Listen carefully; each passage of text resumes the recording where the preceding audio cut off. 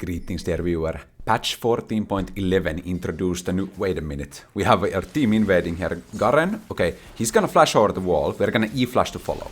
Beautiful, got it. And we're just gonna auto-attack to finish. Mwah. Bellissimo. First blood has been achieved. However, if you noticed, there was a jungle cane invading our side of the jungle, okay? So we must find this treacherous infiltrator in order to... Okay, we spotted him.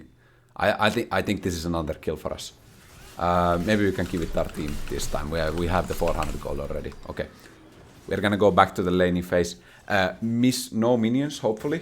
It's 140. I should make it in time for the experience. Okay, perfect. So as I was saying, patch 14.11 introduced a new buff to Static Shiv, the item. And now you might be thinking, xPetu, why do you care about the buff to Static Shiv? And now some of you might be thinking, okay, here's a good trade, okay. But you might be thinking, wait a minute.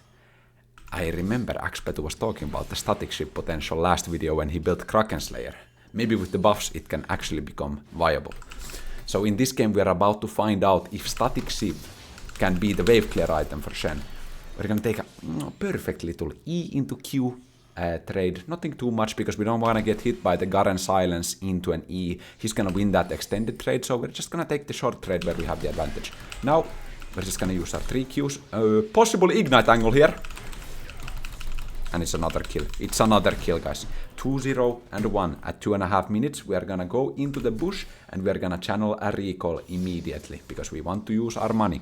900 gold could be spent in several ways. A normal Shen player would go for Miss Cinder. Someone would go for Ionian Boots of Lucidity. I, however, prefer the chain vest into refillable potion. Now, if you don't know, armor actually kind of OP in the early game. Since the enemies have a physical damage top and a physical damage jungler, this chain vest is gonna make me extremely tanky. Now, double ruby crystal would be comparable. However, I've actually been liking early resistances recently, especially since I'm getting a lot of HP for free in runes. So then the added value of that HP in combination with the armor is just gonna be really nice. Now, as I was saying about the build, the reason why you would ever want to go Static Shiv on Shen is that you need an item that provides wave clear. And the options are Titanic Hydra, you know, Miss Cinder into Hollow Radiance or Sunfire, something like this. Maybe Stride Breaker, maybe Ravenous Hydra, okay, that's a bit too much cooking. But Static Shiv has a lot of flat damage, okay? So technically, this Electroshock could provide a significant damage boost to Shen. Now the stats might not be optimal, but I will say this, I have a quotation here. I will read it out loud. I'm gonna grab the book here. So this is actually from Art of War Extended Edition. It's right here on page 69, I believe. Okay, 69. Sun Tzu said, when your enemies expect a scholar, they are powerless against a madman.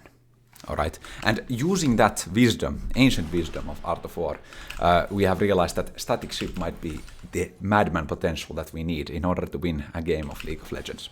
Now, if you take a look at my runes here, I might be running the Precision technology, which I've been hyping up already. So, Precision 3 has been ginormously buffed. Okay, it's not really a ginormous buff. We're gonna take a small trade here, a little bit of Qs, a little bit of Ws. Garen uses his W, okay, it's a long cooldown. We're gonna have another opportunity in 8 seconds. And you know why already in 8 seconds? Because I'm actually running 8 ability haste from our rune page. Okay, so I have my healing coming in from Absorb Life as well as Second Wind. And then we have Legend Alacrity already providing a whole 9% attack speed. Here's our opportunity, by the way. He uses E, okay, he's gonna play very passively. I'm just gonna hit the wave here, gather up my HP using Absorb Life, and probably look for some kind of deep ward into their jungle or otherwise. Maybe we can even try to go for a tower plating here, okay? This is the Shen Extraordinaire, okay? Maybe we can get MQ, okay, he dodged it. It's fine, we can just hit the tower. We might not be able to get the entire plating, unless... No, we're just gonna back off. We got good tower damage down, we can get it on another wave. Now it's at an HP level where we don't even need to go into melee range to hit the tower, so all we need to do is we need to get the wave under tower. I'm gonna back off here because I don't want to actually be near Garen. So if you guys don't know, Garen's E actually has some counterplay. Look at that. Little W to dodge the auto attack from him. Actually block it. Garen's E deals more damage to the closest target. Okay? So in this situation, when I'm isolated, I'm taking a lot of damage. Oh, looks like Kane's here. I'm gonna try to kill the Garen without I missed the auto attack. I missed the fatal auto attack. I hit Kane instead of Garen. That's a large mistake. Ionian Boots and Lucidity seem pretty good here because I want to get to lane as soon as possible in order to get maximal experience out of the wave. The cannon minion will be tanking 4 tower shots. And then I can still get like half of the caster wave. But it is not optimal, guys. It is not optimal. That's actually a very bad death by me. So we see that Kane went to Grubs, and I actually want to talk about Grubs because it has a lot of synergy with our rune page. So if you guys don't know, the way legend runes work, so legend haste, legend alacrity, legend bloodline, is that they give you stacks on minion kills, on champion takedowns, or on neutral, or rather epic monster takedowns, right? And heralds are, grubs are epic monsters. So what you can do is, you can just go to the grubs if your jungler is taking them, and you can once auto attack every single one of the 3 grubs, and this will give you 3 legend stacks for free, okay? At least that's the way I've interpreted it to work, because every single grub that you assist in taking down gives you more attack speed from your legend rune. It just directly buffs it. So this knowledge will help us in reaching the legend alacrity power spike much quicker. Talia comes for a free gank here. We actually burn Garen's flash, and we just want to make sure that we don't die to his ultimate. So I'm just gonna damage him a little bit, I'm gonna cut off his escape, but I don't wanna put myself into a position where he can possibly kill me using his ultimate. We're probably gonna look for an ultimate onto the Yasuo in the mid lane. This is a potential play. They have a Zoe support that is roaming there. Kassadin is not so strong yet, he's only level 7. Yasuo with the EQ flash Beyblade combo, and we might be able to get Zoe here. Okay, Kane is here. Back off a little bit. I missed my Empower Q again. I'm really weak here. I missed 2 Empower Qs. But Yasuo, with a beautiful E backwards, through the wall, extending the range of the E. Look here, E to cancel the CC. Notice that? Very important. We're gonna flash here to follow up the kill. Boom, double kill. 1,600 gold in the inventory. Okay, so look at that. Okay, Zoe applies sleep onto me. Roger, we are gonna get slept. Okay, but what do? We taunt as the sleep triggers. And because the sleep triggers, and because the taunt hits during the sleep, Zoe will be forced to auto-attack me. And because sleep stops on any instance of damage taken by a champion, the Zoe's auto-attack will immediately stop my sleep. Therefore, using E at the right time will completely negate the CC that Zoe is trying to use to escape that situation. Okay? Just a small tech there that is maybe sometimes underutilized on a champion with taunt, right? This can work versus the sleep champions, so Zoe and Lilia primarily. Maybe Silas, who has stolen a Lilia ultimate, or... Yep, that's about the only instances that I can think of. We're just gonna extend the trade here, it's just monster trade, really.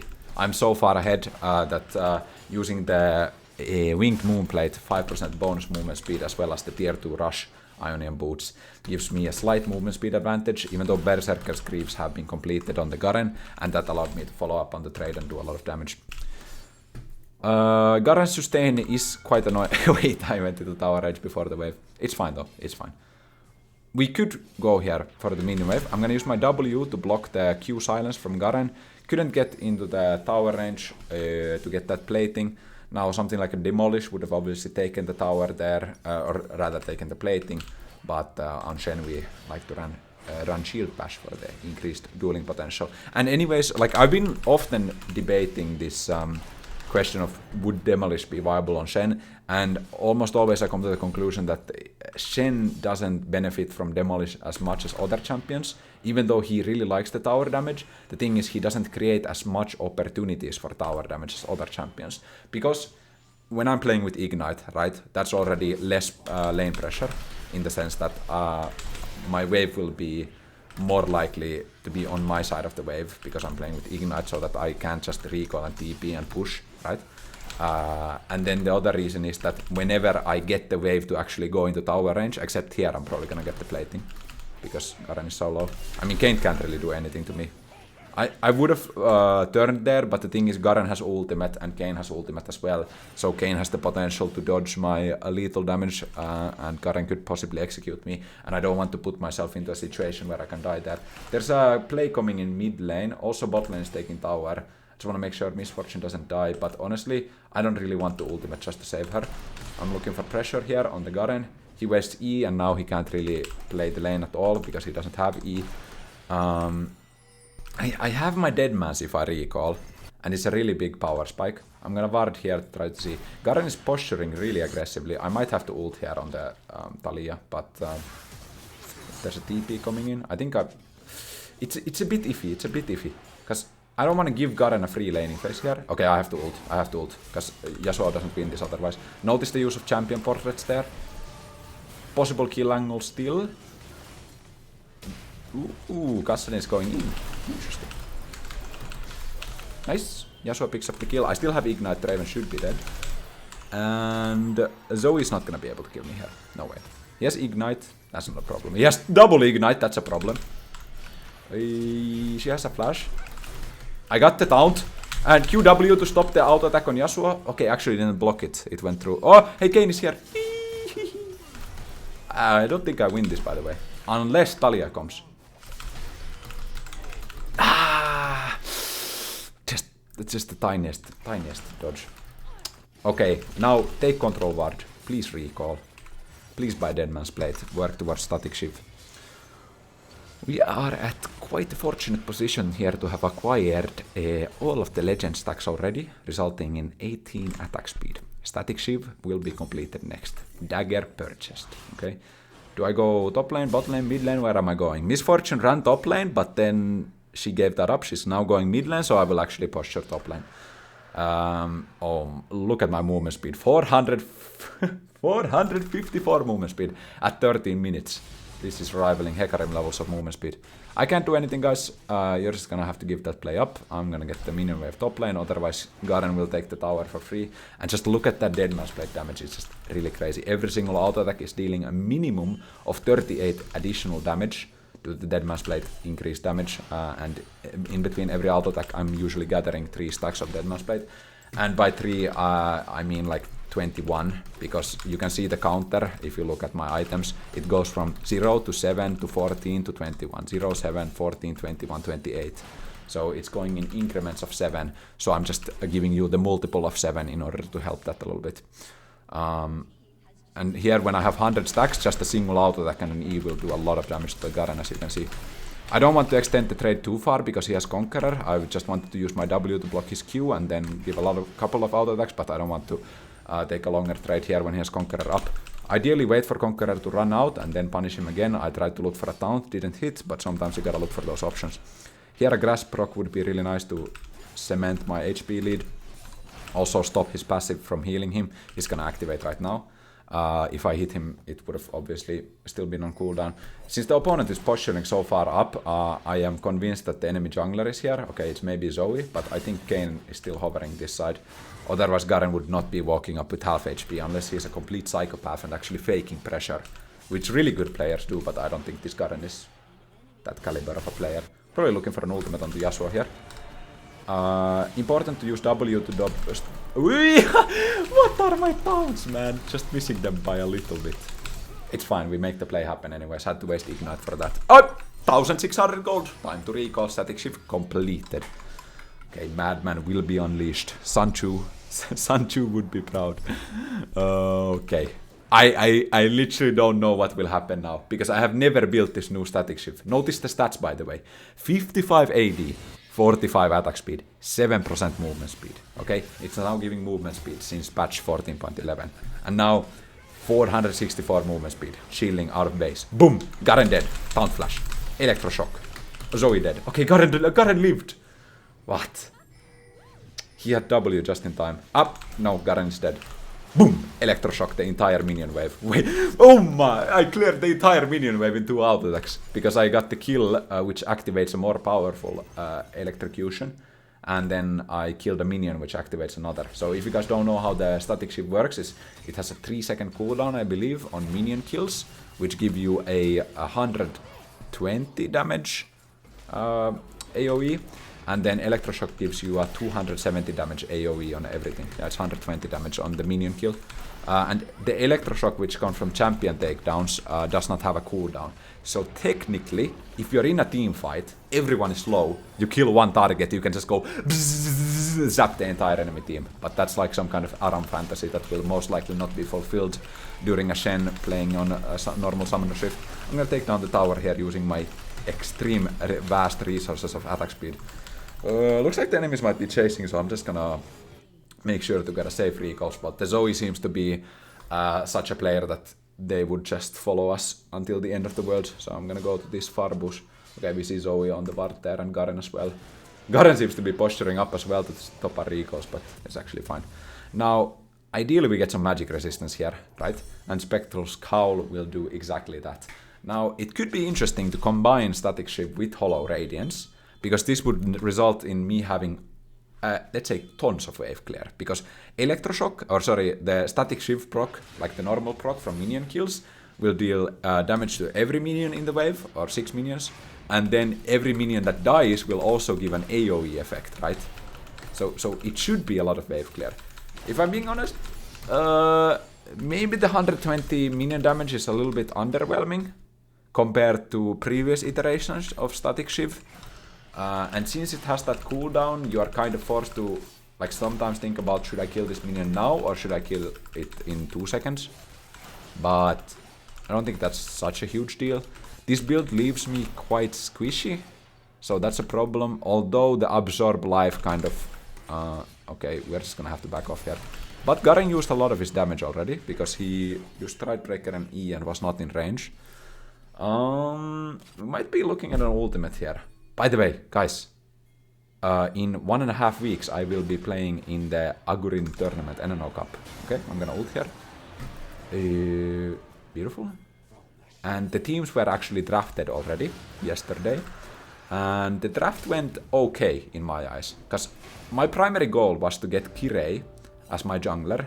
I personally made sure that he was coming to the tournament by asking him, hey, if you're interested, please join.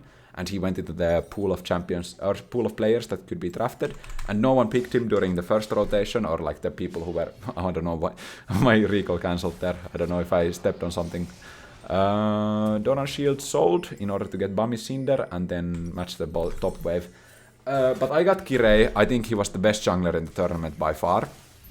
He has professional experience, and he's just consistently like very high elo.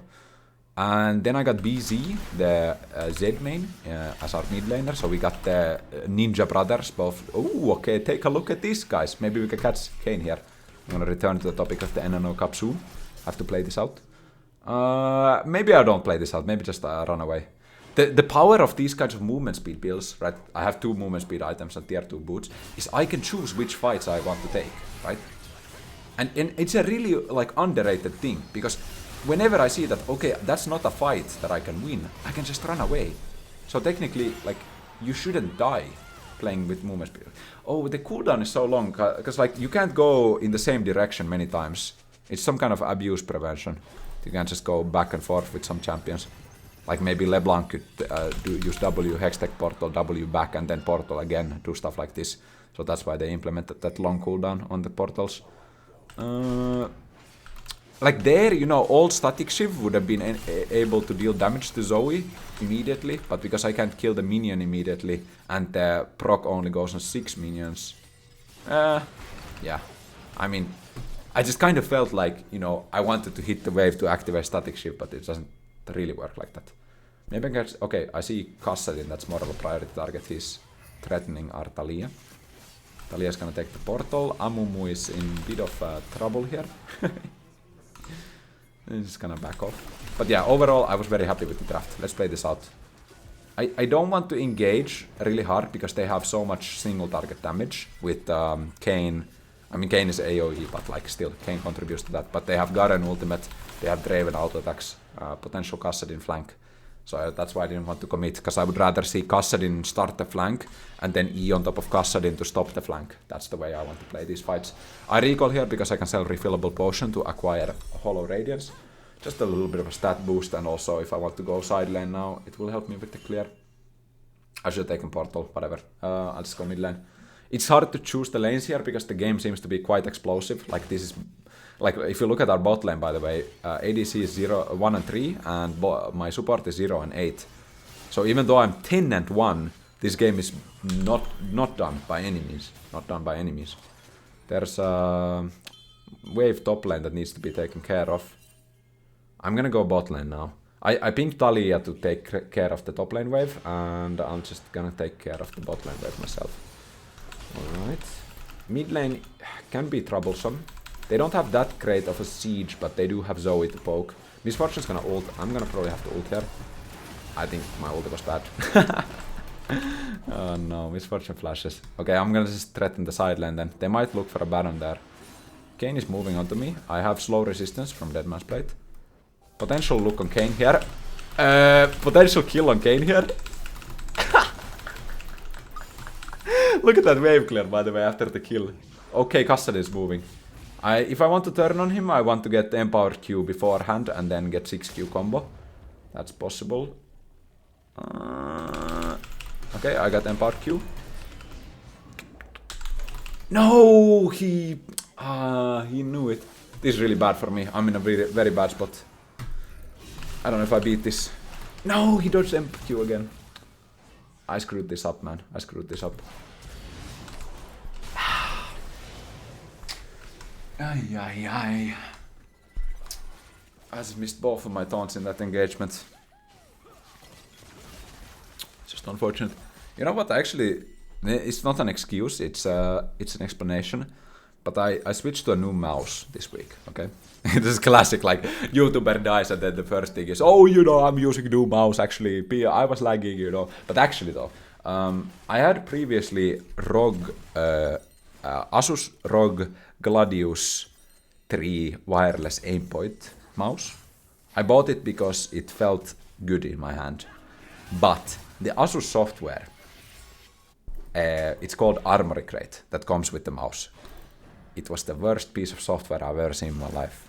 Both aesthetically as well as from gameplay perspective. Because I had this like feeling sometimes with my Gladius that sometimes the DPI would like switch randomly. And I made sure that okay, wait a minute, we have to play this out. I'm gonna look for a flank maybe with the blasting cone. Okay, Kayn engaged, so this is fine. Okay, Kassadin's dead. This is very good for us. Got the electroshock damage. It's not major. But kiting out here could be really good. Like, if they engage onto us... Look, I look for taunt here. Double taunt. I think I get Zoe. Block the Garen silence. I'm gonna die for this, but it's worth. It's 100% worth. Okay. Because I put Garen low HP, take Garen ulti away as well as get Zoe dead. So I'm gonna call that worth. I'll take that engage any day of the week. But yeah, as I was saying, with my old mouse, I felt like the DPI was switching randomly. And I had even checked the settings so that I only have like one profile, like one DPI profile, because I never use like different DPIs. I always use 800 DPI. And I don't know, I just couldn't, I didn't trust the mouse, if that makes sense. It felt really good in my hand, like the design of it, but I just couldn't trust the mouse. Like sometimes, for some reason, like at some point I just felt like, okay, this is not the mouse for me, okay? So then this week I was hunting for a new mouse, came across a Logitech G502 Plus on sale, not sponsored. In Finland we have these stores called Prisma. They're basically like, I don't know if Walmart is the right word, but it's like a store that sells everything, right? And pretty cheap. Like it's like these hypermarkets that you got your food, you got your clothes, you got your freaking gaming department, and you got your grilling stuff and your car maintenance stuff. You got everything in one place. And actually, like from Prisma, like this hypermarket, I just found a gaming mouse, or this particular gaming mouse, that was like 50% on sale, and for no particular reason. Actually, what I think it was like a mistake. in the price label, because there were like 2 price labels for the exact same mouse.